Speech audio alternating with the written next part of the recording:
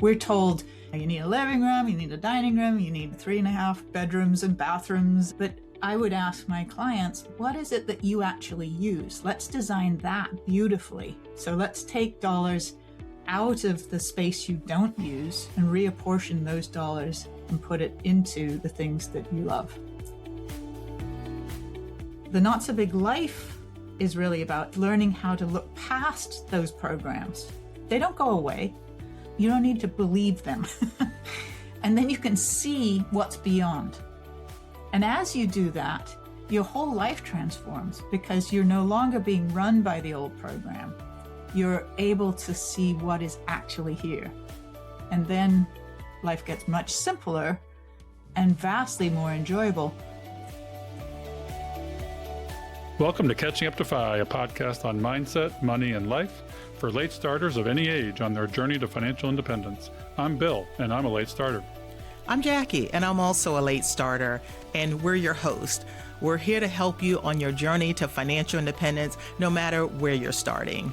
We're going to talk to experts, other late starters, and explore topics related to our mission.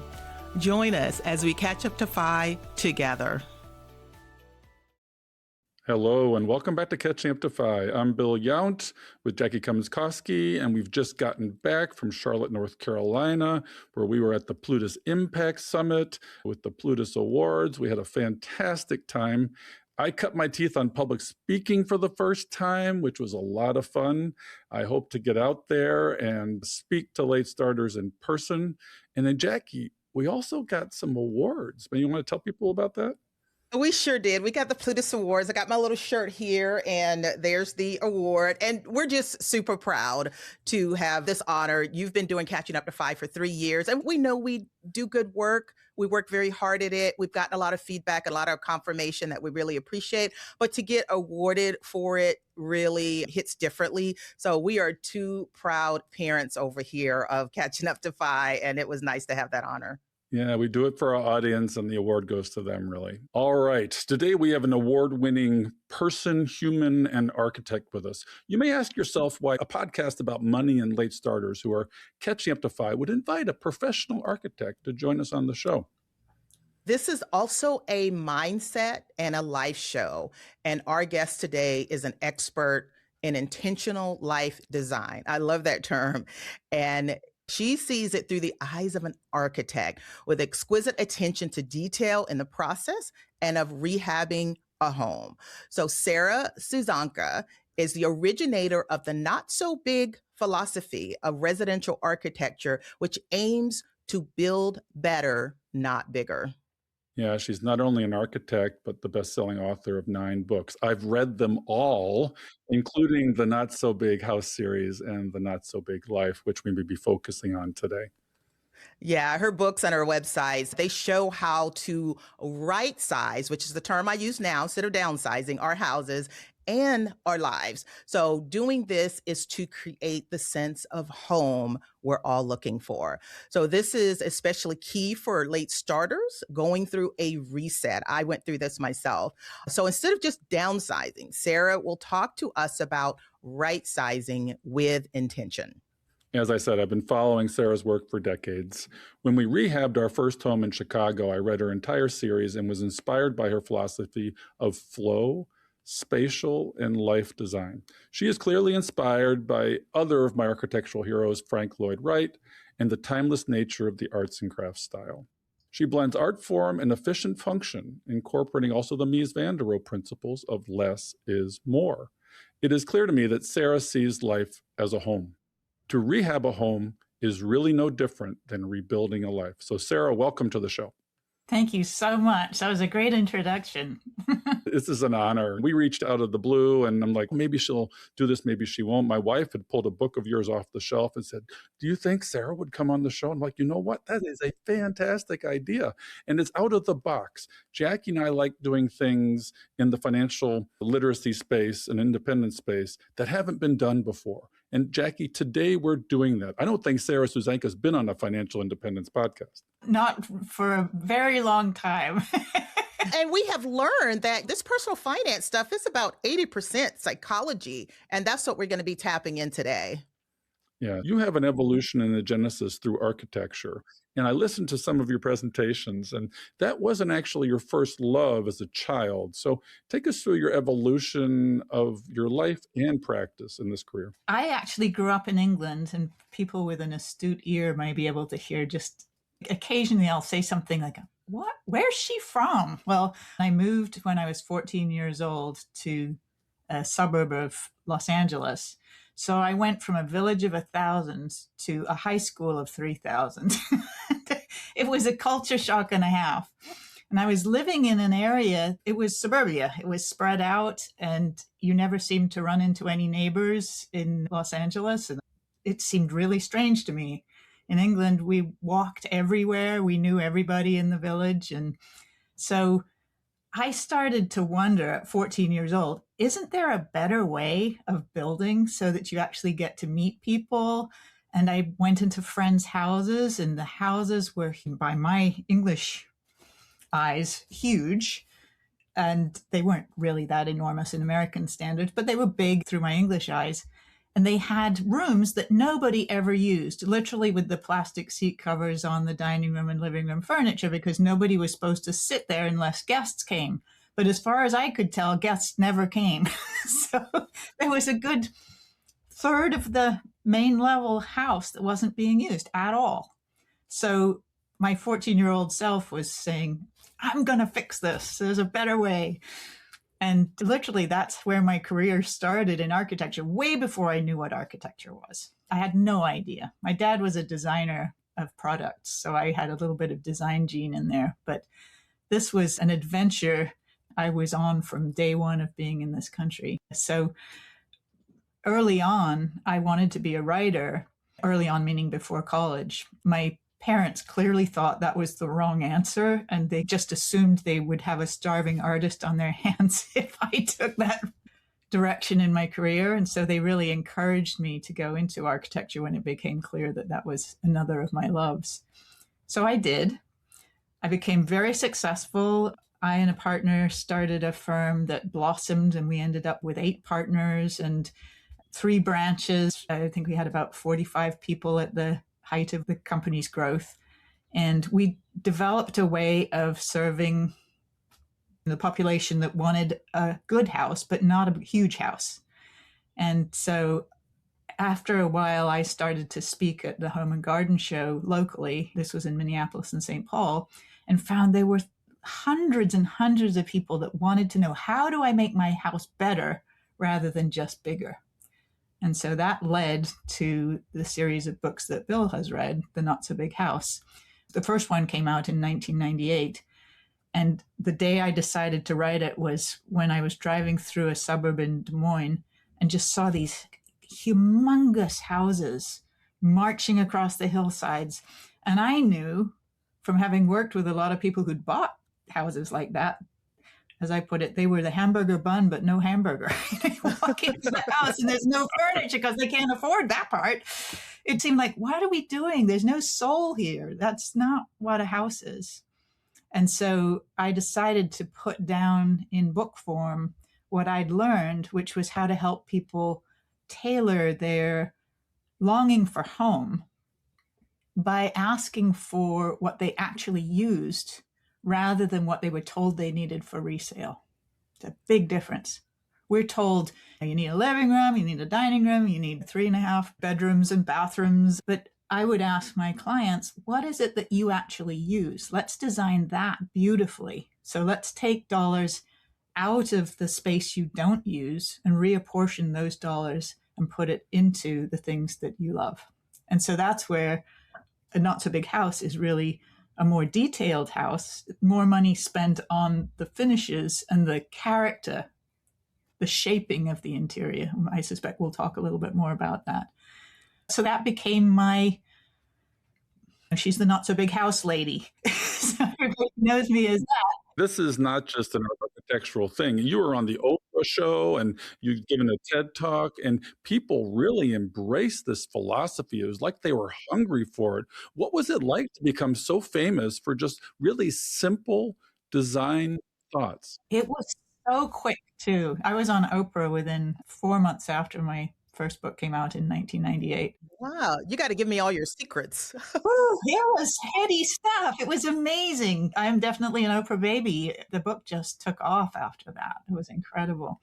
But the reason it did was that a lot of people knew they didn't get what they wanted when they bought a house. It's like, okay, well, this isn't quite my dream house. Maybe my next one will be. And I wanted to help them make their dream house this time, whether they're remodeling an existing house or building new. And there is a way to do that. So that's what these books are really about. They're written for average people who know they want a better house. So, Sarah, I imagine discovering that people were wanting the big house that didn't really represent the things that was important to them. So the conversations must have been a little bit of a mindset shift. And I'm wondering if you got the wealthier people that could afford the big house and it was a status symbol and you were trying to talk to them, or if it was the people that was in the middle that knew they couldn't afford the big house. It was both and everything in between. This was from my home and garden show talks where I'd said, you don't need a big house. If you've got the money to build yourself a smaller house, let's start there and let's make it really a great house. There were also people who wanted to build tiny houses. So I have falsely been attributed the title of the mother of the tiny house movement. I'm not. They all have read my books, I think.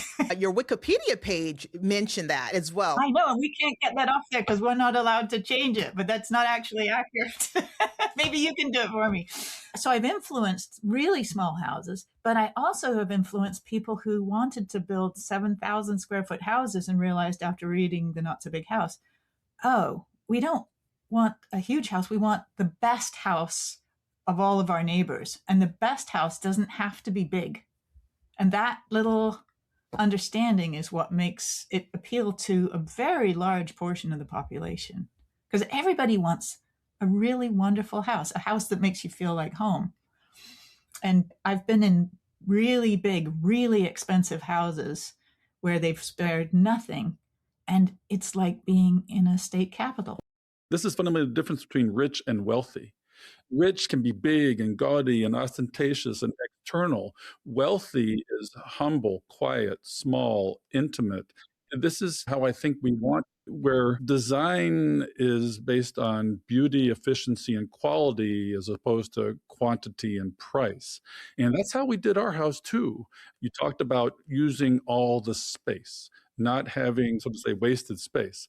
And when we rehabbed a home in Chicago, a 1917 arts and crafts home, we found in this hip-proof type house that there was space in the attic that we were reclaiming as functional space for us. In the eaves of it, there was a space over our kids' closets where we were like, okay, it's winter, it's cold outside. We don't have the room for, say, a swing set or a treehouse. Let's build a treehouse in the house. And we took the space above their two closets, which were connected and they're twins, became a ladder up to a level and then to a higher level, which would not have been used for anything. It would have been empty or dead space. And so their closet was a playground year round for them. We played Nerf darts and went all over the house. And there was even a fireman pole in there where they could slide down. Yeah, we built the house really for our kids. And that was influenced by you because, okay, how can we use this space and have fun with it? Yeah. We called those child caves. Well, you did that too. Okay, great. Yeah. And it's fun. And it didn't make the house bigger, but it did make it better. I think that's really important because we want to have value in our lives. We're better off buying maybe more expensive things, but less of them that last longer and are timeless. And made to last. That's one of the things that I talk about in the Not So Big House. Really at the beginning of when we were talking about sustainability and the word resilience hadn't even been used yet, but it's something that allows this structure to last not just for decades, but for centuries. And a lot of the old arts and crafts bungalows have been incredibly well looked after. And the reason is that they're beautiful. And when we have something beautiful, we tend to look after it. It's well made, and then the next owner and the owner after that and the owner after that want to preserve it and look after it. So beauty is one of the most important characteristics of a sustainable design. I worked with a furniture builder, which much like you in the arts and crafts design, I built some pieces of furniture. And his philosophy was, if I am going to cut down a 200 or 300-year-old tree, I better build something that lasts just as long and is beautiful as well. That's right. We'll get in some more concrete examples because it's really fun to hear the creative things that people are doing. So we're going to hit you up for that too. But since you've been an architect for decades, I'm just very curious. Has the priorities for people changed? You talked about the furniture with the plastic on it. What is the most desirable things now?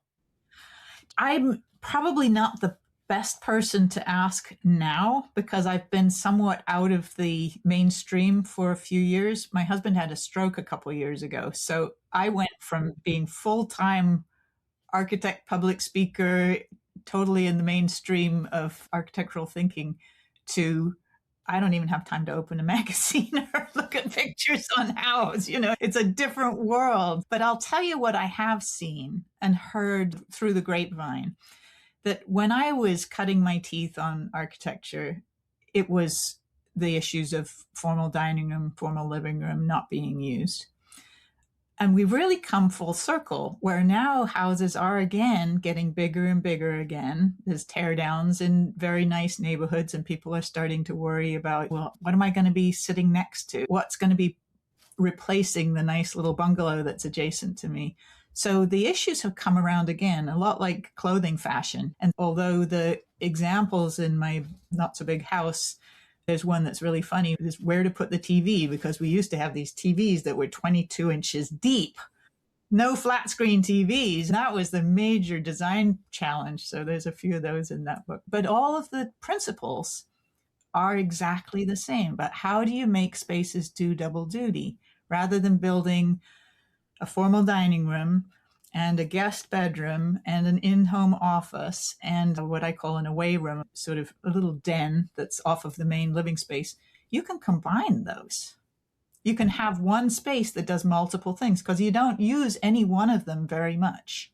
Usually the office is the one that gets used the most, and you can have it be a transformer room into other things when you need them. That saves a lot of space. Yeah, it's really focusing on flexibility and imagination and efficiency. So yes, there are different ways to construct space in 3D design. You talk a lot too about an inside-outside approach to this.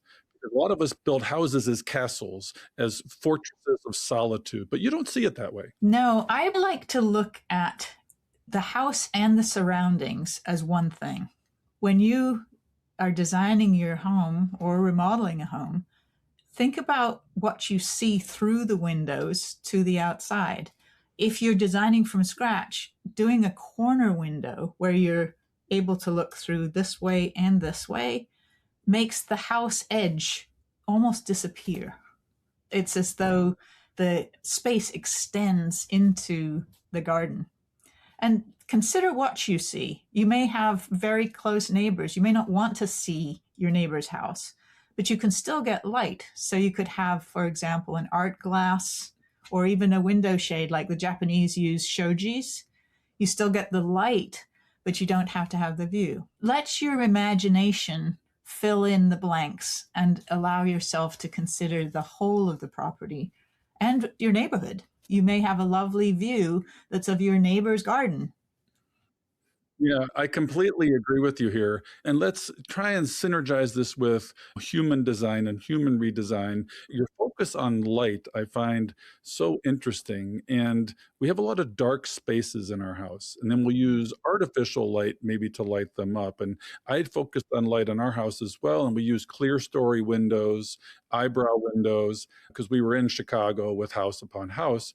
And then one thing that I saw, which was really cool, was you have your roof, which can be very opaque and create darkness.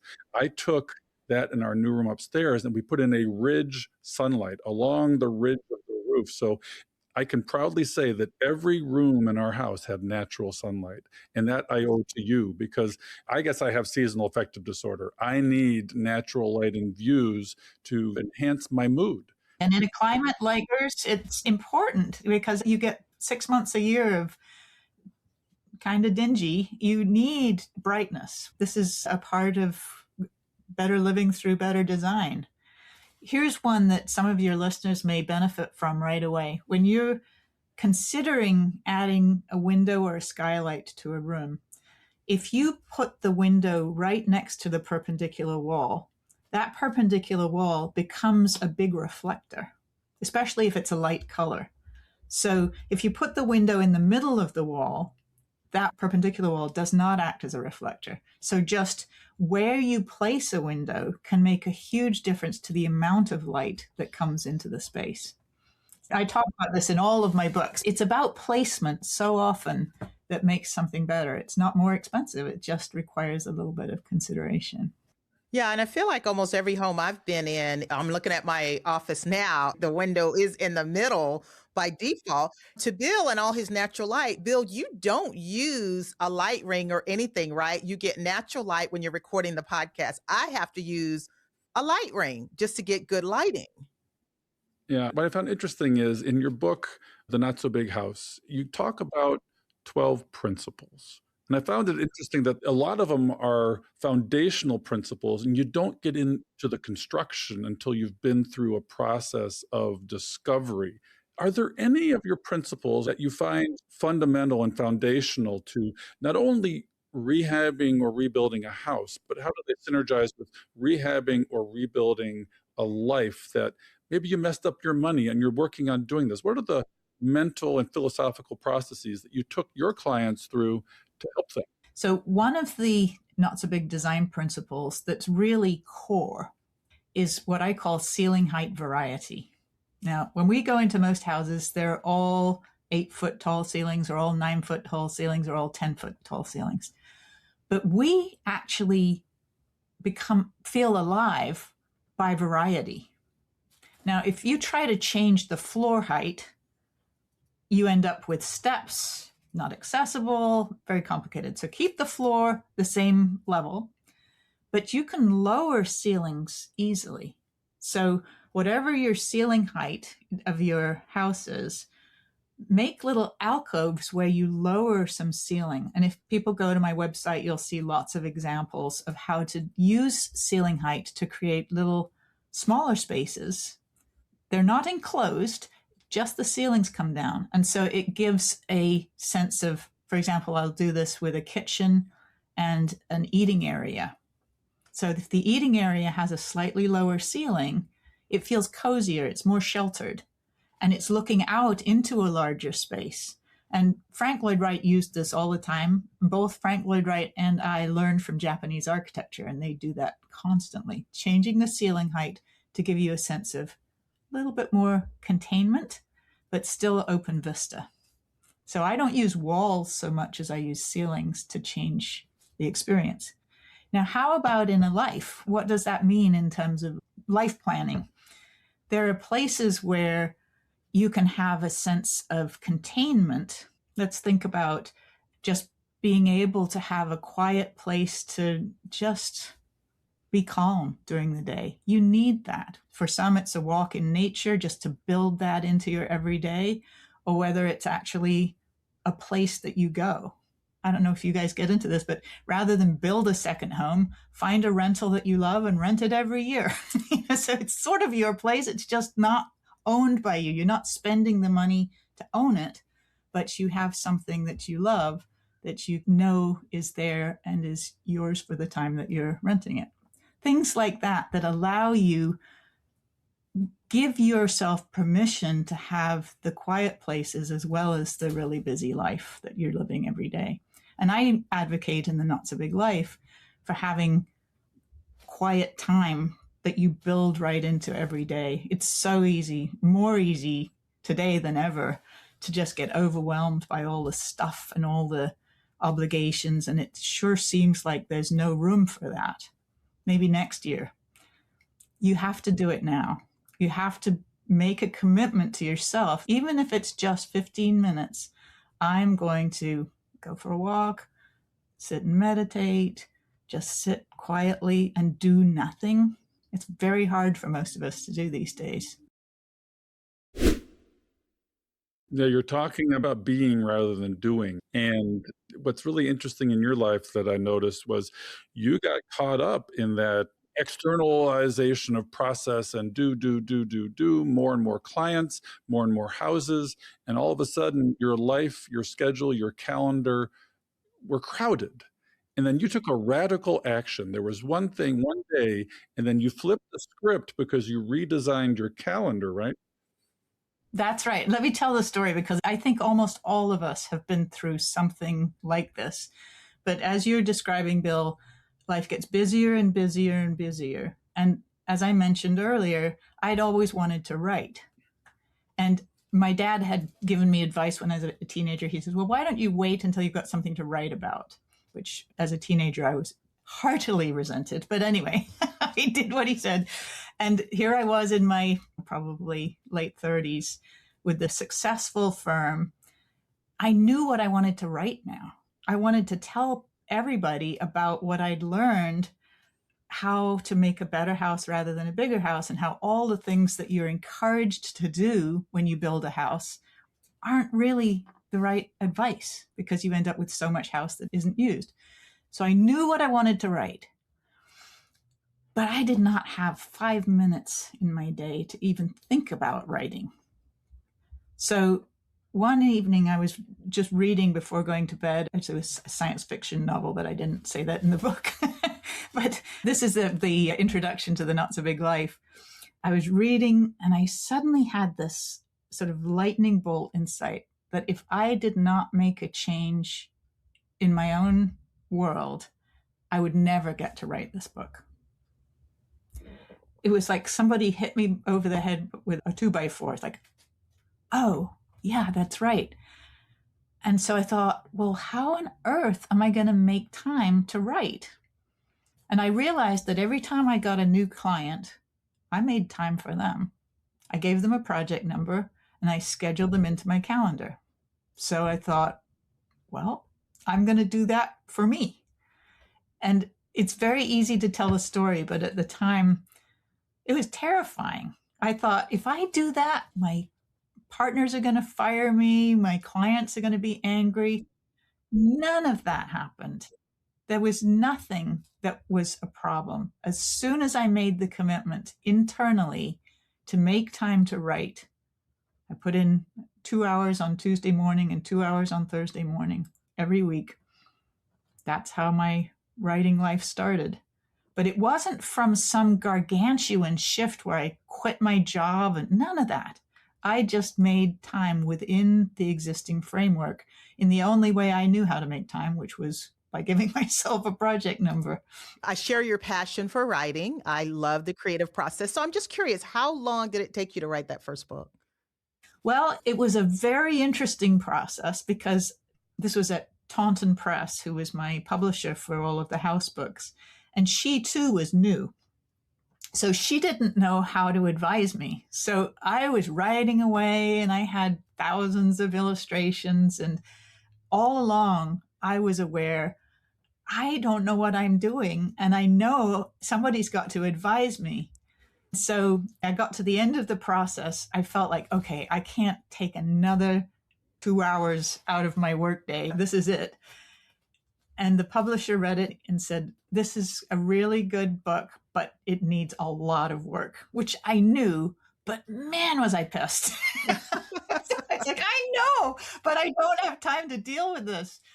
And I was actually working with, I call it in the Not So Big Life, a teacher in the art of living more consciously. I was working with someone who was helping me to understand that life gives you what you need, not necessarily what you want. So here, life had just handed me what I need, which was, Sarah, sit, stay, be quiet, watch what comes. So she told me, well, why don't you just do what they're telling you to do?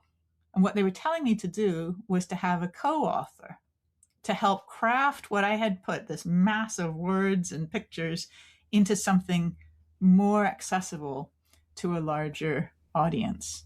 So without my teacher's encouragement, I probably not have done it. I would probably have stopped right there. And a lot of people do when they're writing, because the editor will tell them, make changes. And you're so attached to your offspring, this book, that you don't want to. But truly, let go, allow. So this whole process probably took me 18 months. It might even have been 2 years. I can't remember. From when I started writing until the recrafting of a much simpler book that contained everything in it I wanted to say. But I didn't know that until it came out, and it was really, really well received and read by millions of people. For a book about architecture, it sold more copies. I don't know how many at this point, but I used to say 1.5 million. So it's a lot. A lot of people have read that book. And it's an easy read, which is part of its magic. It allows you to just go, yeah, that makes so much sense. Yeah, well, we're so glad you did not stop. We're so glad you didn't stop, because look at everything that followed. Oh, wow. I know. What I'm hearing from you is that not only are our houses cluttered, but our lives are cluttered. They are busy, they get away from us, and we're following the path of somebody else's life. And what you did was stop. You paused, you planned, you pivoted, as I talk about a lot, because your big focus in your life and in architecture is the present moment and getting rid of clutter and focusing on clarity. Can you talk about that a little bit? Yes, I'm actually not going to take the clutter direction first. I'm going to do another piece, which in the Not So Big Life, I use architectural principles to make a parallel to our lives. And one of the easiest Not So Big House principles to describe is what I call light to walk toward. It's not just a near-death experience. We are literally programmed physiologically to move towards light. So in a house, if you put a window at the end of a hallway, or if you don't have place for a window, a lighted painting, your heart is going to move towards that. It feels like love in a certain way. You want to move towards that light. No lighted painting, it's a dingy hallway. It's the cheapest and most powerful remodeling move you can make. But so in our lives, what's the parallel? The parallel is presence, to move just being right where you are and experiencing what's happening right now, whatever it is. That's light to walk towards. You are right here, right now, experiencing whatever you're experiencing, whether it's frustration or delight or the wind blowing across your face. That's the same feeling as having that lighted painting at the end of the hallway. This is accessible to us all day, every day, and it changes everything when you can live there. Yeah, I think the lighting part was my absolutely favorite of all your principles. I have family members that seem to like it dark. So when they come to my house, they're like, what's with all this light? I'm like, I love the light. Any window coverings, they need to be drawn. I do get to see a lot of green, and it absolutely makes a difference because I live in Ohio. Gray Ohio. So Ohio State is not just red and gray for the football team, but it's gray weather, right? And it messes with my mood. So whenever I can, I'm outside walking and things like that. But I love light, and I wish I had more light in this house. And certainly, if I was going to stay here, I do renovations with all of your tips. I did a few upgrades a couple years ago, but those are such small things that make a big difference. Exactly. I call them not so big moves. They're little teeny remodelings. You don't need to change everything. You can do little tiny things. Not So Big Remodeling, by the way, is one of the books in the series, and it's designed for people that want to do something but don't have a huge amount of money to spend on what they're remodeling. There's tiny things and bigger things in that book, but it helps you to take inventory of what you've actually got. And I love Frank Lloyd Wright's stained glass windows.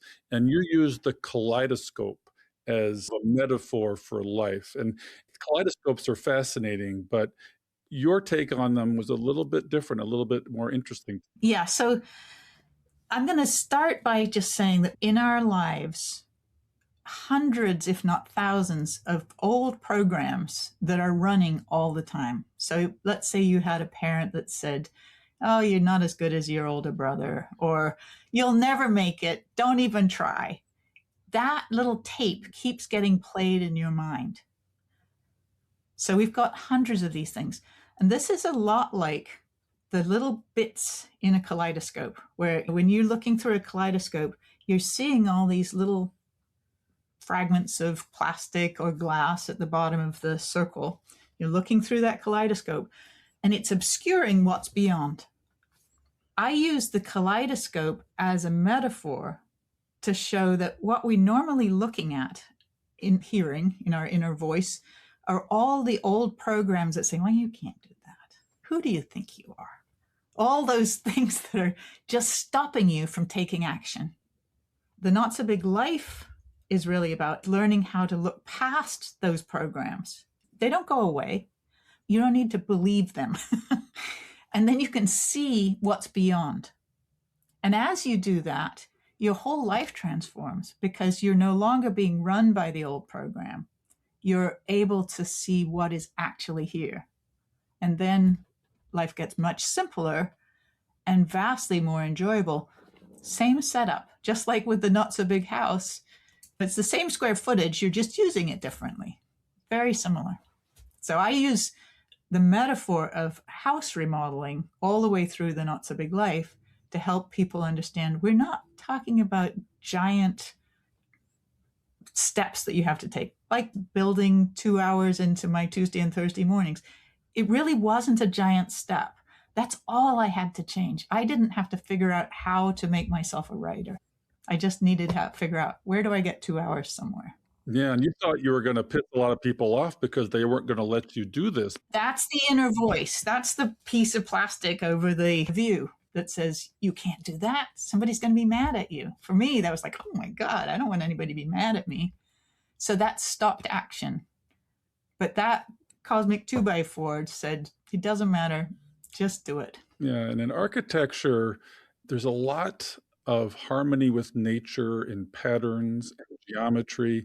I'm a big believer in the golden ratio in architecture. Frank Lloyd Wright used that. And then engineers use natural constructs in order to create stability. And we don't recognize that this is everywhere in nature around us. So how does the geometry of life play into redesign? Oh, wow. You're asking a bigger question than you know, because my secret love is that I love geometry. Right behind me here, I have this. This is a model of all of the Platonic solids. Some of your listeners will know what the Platonic solids are, but Plato figured out that if you take a sphere, inside that sphere, there are just 5 forms where every surface of that form touches the sphere just in equal amounts. And so there's a cube, a tetrahedron, and then an icosahedron, an octahedron, a dodecahedron. And those 5 objects are what I just showed you. They form the structure of everything. Plato said God is a geometer. So everything that we are engaging is really geometry. Take a look at a seed pod or a pine cone. There's miracles all around us. Is it really? Because a friend of mine is really into the interplay of math and nature. And there is this great philosopher and mathematician called Benoit Mandelbrot. The Mandelbrot set is sort of the definition of infinity because it has infinite edges to it. And then if you think about a sunflower or a wave or a ragged coast, the Mandelbrot set is hidden there. We just can't see it. And he could see math in nature everywhere. Yeah, the first Mandelbrot, way before him, was Hokusai. Everybody knows that famous Japanese wave. I know it very well. It's actually pivotal to the arts and crafts movement too. Absolutely. And if you look at the edge of the wave, has a form of a smaller wave and a smaller wave and a smaller wave, which makes it look real, because that's how every form has the smaller version of it within the smaller version and within the smaller version within the smaller version. So it looks so real to us because Hokusai used that understanding, and it springs to life. Anyway, there's a lot on this. Yeah, for anyone listening to us on the podcast, you got to jump on over to YouTube. We saw your spiel, and I am going to find a picture that you just mentioned and make sure that we include it in the video in post. Yeah, certain things that are visual. And that kind of takes me to visualizing more of the things that you are talking about that make a difference, that align with your principles. I imagine people that have an apartment, maybe temporary living, trying to do some of these things that don't require full scale remodeling. I think of plants and things like that. Any other little things that someone can do if they don't want to do a total remodel to accomplish the same results that you're talking about? Yeah, super simple one. And this has to do with color. So one of the examples that I use in the Not So Big remodeling, my assistant used to live in an apartment that she didn't have any ability to do anything but paint. And so we said, okay, so there's our design problem. How do we make this place feel bigger and more interesting by using just color?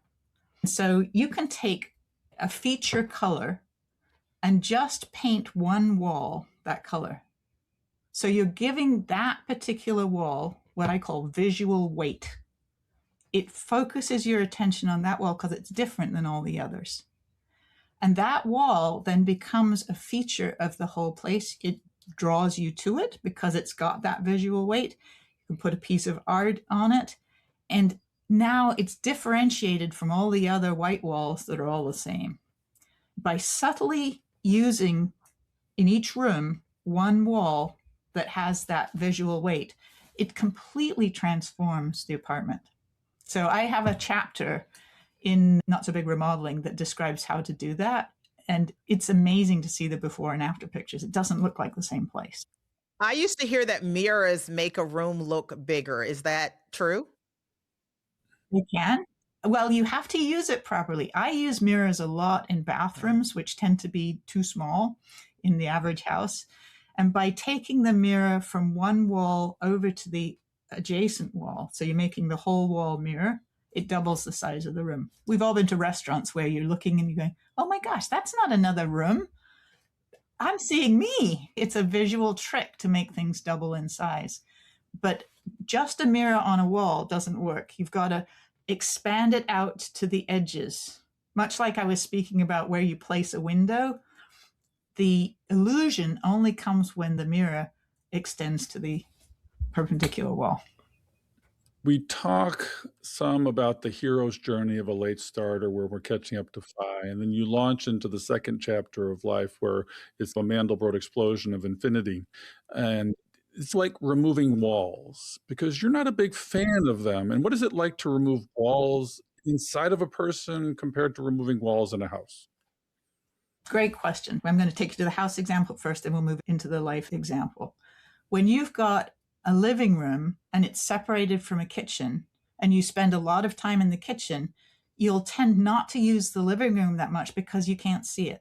But open a frame within that solid wall or take out the wall between the kitchen and the living room, and suddenly you've got a bigger space and you start to use both together. So in our own lives, we have much the same issue where we've got a wall between our private internal world of our home life, and then we've got the person that we are in the outer world, our business self. What I try to do is help people understand that by being integral, meaning you're wholly you, whether you're at home or at work, and not trying to be something else at work than you are at home, allow those walls to come down and your whole experience of your life becomes more integrated. You feel better. You feel whole. And it's not hard to do, but it requires some understanding about the ways in which we start playing roles. You don't need the role. You be you. You'll be amazed how much people will like you better. We don't know that because we think we're supposed to be a certain way, look a certain way, express a certain way in certain settings. But let that down and just see what happens.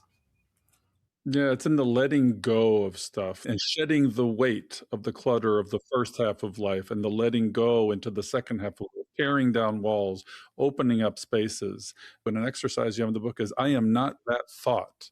And we can get trapped in thought constructs. What do you mean by that? I am not that thought. I'll use some of the ones I just used earlier. Like, who do you think you are trying to write a book? There's a thought that grossly limits your capacity to express. Because if you believe that thought, you are going to never write. Even though you may have the heart of a writer and the capacities of a writer, and I'm using writer, but you fill in whatever your love is, photography, art, or walking in nature, whatever it is that you want to do.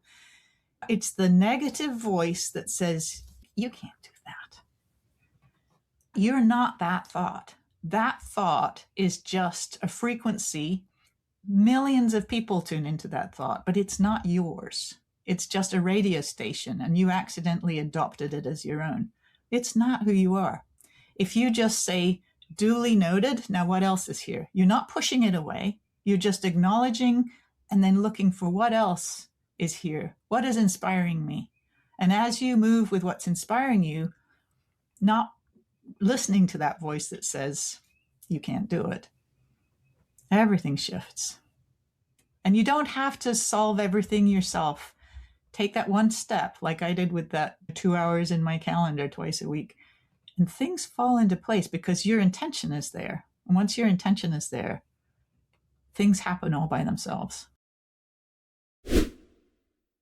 I love that, Sarah. And what we hear a lot where people are telling themselves certain things is, I'm not good with money. I'm not good with finances. Yeah, we hear that a lot. And then once they start with small steps, like you did, they're realizing, why was I telling myself that lie? And it's probably something someone else said. And it was a limiting belief. Absolutely. So you're not that thought. One of the other things I say about thought is our thoughts are the architects of our lives. So when you take that thought, I'm not good with money, that is architecting a world in which you are not good with money. But drop the thought and there's no validity to it. It's not about wishful thinking. It's just about ceasing and desisting the negativity that keeps you stuck and limited. Yeah, it seems like for me, the shame, remorse, regret, and anger of waking up to being late to financial independence, it's about shedding the past. It's about shedding the negativity. It's about embracing the positivity, the light, as you say. And then once you get started, it's amazing how fast it goes after that. I'm sure your first book took 2 years, but I bet the process got faster because you learned the process, you asked for help. And we encourage our audience to not do this alone, to ask for help, find a mentor. And then how long did it take you to write the next 8 books after the first one? Yeah, they went pretty fast. The help was there. People wanting to have their projects in my books showed up, and there was things that just supported the whole process. As you begin, this is really the most important thing I'm seeing coming out of our interview today, is that I think people get stopped by the magnitude of the task. And if there's one thing that I can point to, it's that you are only taking the first step. And after the first step, invisible hands come up to support you. And they do because you are already walking that road. There's a wonderful poem that says, "Traveler, there is no path. The path is made by walking." When you put your foot in a direction, where you're going comes up to meet you. It isn't that it's already there. If you've got a choice, it doesn't matter whether you take this job or that job. Take one. If you see a fork in the road, take it. It doesn't matter. Just act. Just allow yourself to move. And you don't need to know where it's going, because as you walk with just the intention of engaging, even if you don't even know quite what you're engaging, things will come up to support you. You don't have to have it all planned. And if you try to plan it, it won't work. That is lovely. I love that. And Bill, I know you've done some little things with your house. You talked about the lighting. When I visited your house, one of the big feature that I really loved was that koi pond. Okay, the koi pond is a double-edged sword, Jackie. I don't know if you've incorporated the koi pond in your designs, but yes, we have an indoor-outdoor house. We love our backyard because it's so accessible and it's natural. It's a little wild with some structure to it. It's got a Japanese flair to it. And the koi pond was one of the things that sold us on the house because it was so peaceful and tranquil, and we had a little artificial stream there. But I'll tell you something, boy, is there a lot of maintenance. And this is one of the closing chapters or principles of your life. Recently, we had a leak in the koi pond. And I'm like, oh no. And this is a big koi pond. This is not a small koi pond. We don't do anything small. And we had to diagnose where the leak was. Luckily, we had great pond people, and they put a hose here and there and everywhere because I was like, oh no, this is going to be tens of thousands of dollars to dig it up and recreate this. Why don't we just fill it in with dirt, Karen? Nope, you're not killing my fish. Nope, not the fish. In the end of it, they found out that there was one section of it that was leaking. They pulled up the membrane. There was a bunch of holes in it. And I said, how did they get there? He said, oh, there's a chipmunk nest right there. Oh, Okay, now Karen wants to like find a way to kill chipmunks. We can't do that. that is so funny. The beauty does take maintenance, and our life takes maintenance. To pull that back to one of the principles in your life, kind of the owner's manual. We've done the demolition. We've worked our way through the process. But how do we maintain this, and how do we avoid having too much maintenance to maintain? Absolutely. Well, this is, you're referring to the Not So Big Life again. And there is a section at the end, which is really how to look after your life, a bit like you do when you get your furnace checked. You're doing a house check, except your house is you. So you're double checking, am I falling back into old patterns? Am I open to what is in front of me? What are the things that I'm engaging, that I'm loving? What are the things that I'm still doing that feel like obligation? And watch where the energy drains are, like the leak in your pond. There's lots of these things that we have in our lives. You don't have to do the things that you don't love. We think we do. But I tell a story in the Not So Big Life about a breakfast club that I used to go to, and it was wonderful for several years. And then gradually it became, oh God, it's Tuesday morning. I got to go to my breakfast club. And I realized that's crazy. We're doing this because it's supposed to be fun, but if it's not fun anymore, maybe it's time to shift. It took me a while to figure out I had to say something. And so I brought it up at the breakfast club and I said, I feel like I want to do something else on Tuesday mornings. And several other people said, I do too. It's like it had run its course. It was time to move on. And it was okay. The corroboration of my compatriots was indication that, yeah, you don't have to keep doing something just because you're afraid you're going to hurt somebody's feelings. Nobody's feelings were hurt. I think there was a sigh of relief, quite honestly. So learn what you can. And it's not about making an absolute decision. It's about just engaging those that are affected and saying, this is what I'm experiencing. And life will support you when the shift is needed. Well, yeah, Bill's got that koi pond, and I can imagine that it does require maintenance. So my little thing that makes me happy, and I'm hoping that other people would find something this small. I live in Ohio now, as I mentioned, this great place, but I'm originally from Georgia and South Carolina, Augusta, Georgia, to be exact. If you ever watch the Masters, you see how beautiful those azaleas are. So I got an azalea bush and I planted years ago in my front yard. I didn't know if it would survive, but it did. Whenever I see it, it blooms for literally maybe 2 weeks out of the entire year. But when I do see it and I know it's coming up, that's like my little piece of Augusta, my little piece of home. And I really enjoy that. So that's something that's a little smaller, but it probably brings me just as much joy. So I would ask our listeners, what's your little thing that means a lot to you? It might not mean much to anybody else. Yeah, that's right. And that makes you feel alive. Really, all this owner's manual, it's a checklist to make sure that you're still really alive in your life. Because a lot of us think we're alive, but actually we're just going through the road and we're bored to death and we want to be doing something different, but we don't dare change things. Change is hard.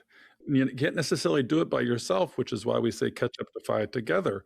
The recent change in my life was, yes, I became financially independent a few months ago, but it was hard for me to let go of old habits and working all the time. And I'm proud to say I just got my new contract yesterday where I've designed my work life to fit my personal life and not the other way around. I've flipped the script. I still value what I do, but I'm doing day shifts only. I'm only doing 6 of them, not 10 or 12 of them. I'm not gonna let it get out of control, so I've controlled the time, the hours. I work during the light of day as opposed to the night shifts. Hallelujah, I'm no longer working any night shifts, and so I have more time for the things that were crowding out work, and I get to work with you and Jackie on bringing these messages of hope, of light, of rehabbing the structures in your life, and then the internal structure in our own selves that supports what we do. What I'm just curious, I know you've been a caregiver, you have a new role in your life there. Professionally, are you still active? Do you have any projects? What's simmering in the back of your mind? Do you have any space in your life to share with the outside world? It's pretty limited right now. It's amazing to have gone from being an extremely public person to being really just a caregiver. I couldn't be doing what I'm doing right now with as much calm if I hadn't done all the other stuff. If I hadn't really lived what I was writing about in the Not So Big Life, I think this would be very hard. I have new appreciation for all the people in the world who are both caregivers and those who've had strokes and are not able to advocate for themselves easily. There's a huge need for assistance of a different kind out there. And I think the Not So Big Life is also useful for that. But there is one thing that's happening in my architectural world that's exciting. 2008, I think it was, when the market was tanking and things were not looking good, I actually brought out into the marketplace a plan for what I called a not so big bungalow. It's small, it's about 1,600 square feet on 2 levels. And I wanted to get a few of these built, and then the plans are available for sale.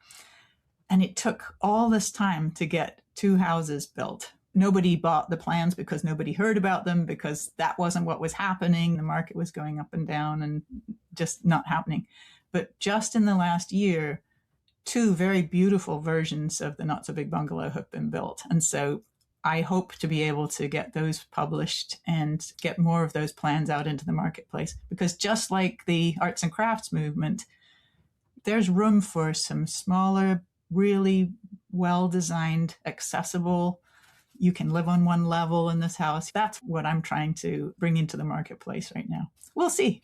That is a fantastic idea. It harkens back to the Sears home around the turn of the century in the 1900s, where it was an arts and crafts home that was Sears put out these plans. A friend of mine who's an architect lived in and rehabbed one of these homes in New Jersey.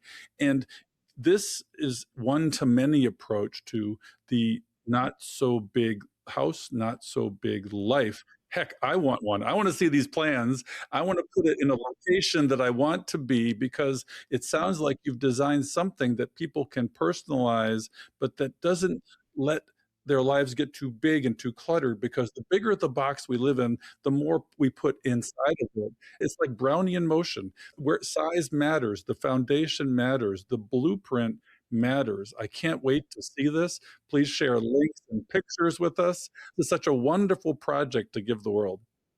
Oh, thank you. It's on my website under the Not So Big House Plans for sale, but that's in a graphic form. But now I have also 2 that I can show photographs of. And it's the photographs that really people want to see. Does it really look like that? Yeah.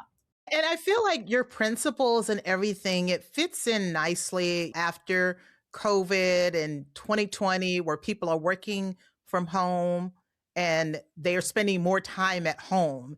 And now you've given all these wonderful ideas of how to make it a more pleasant place that you want to be at. So I love that. Your house can be your workplace and your home, and do it well. Yeah, what's interesting too is this footprint may solve problems of affordability at some level, because you can have beauty in a small footprint that's affordable, because the next generation's coming behind us. For my kids, I'm like, oh my goodness, how are they going to afford all these inflated houses? So I think you're addressing a home affordability issue with a beautiful small footprint blueprint. I can't wait to see it. I look forward to seeing one in real life. Where are the two that have been built? They're actually both in North Carolina, amazingly enough. That's where I live now. So who knows how this manifested, but here they are. What a great place to end. It gives me hope for the future that smaller can be better. And they're just like the FIRE movement, where people are sort of finding out that financial freedom is an important thing to aspire to. And then sharing that within your home, where you're free inside and outside of your home, and you're not burdened by too big of a house, so that you can get to financial freedom sooner. It's a huge rock in our lives that we have to right size, as you say. So this has been one of the most wonderful hours of my week.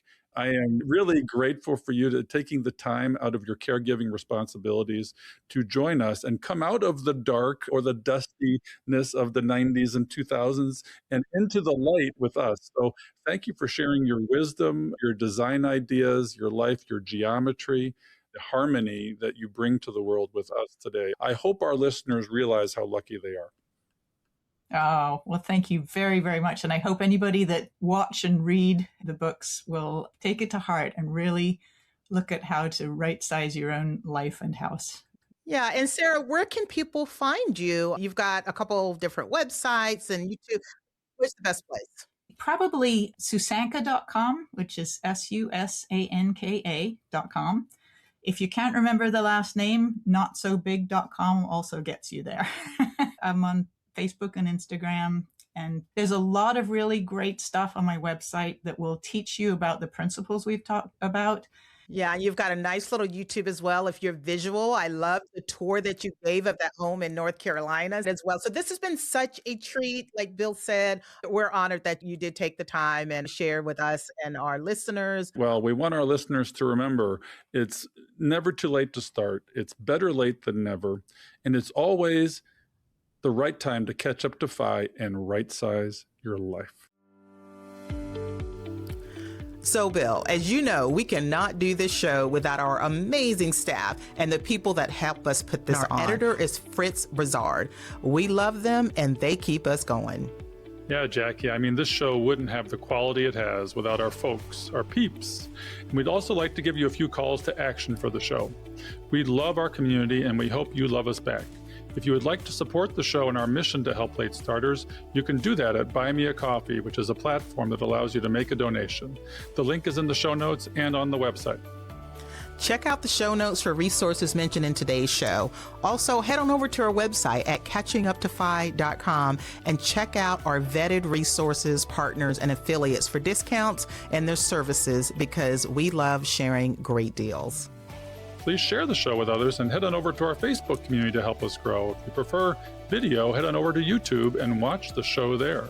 We hope you've enjoyed this episode of Catching Up to FI. We would appreciate it if you could also leave us a 5-star review to help our message reach others. And while we are financial educators that love to teach, remember that our content is for general education and information purposes only. We are not providing financial, legal, or tax advice. Always do your own research or consult a professional before making important decisions. So, Jackie, we'll see our audience next time on Catching Up to FI. Cheers.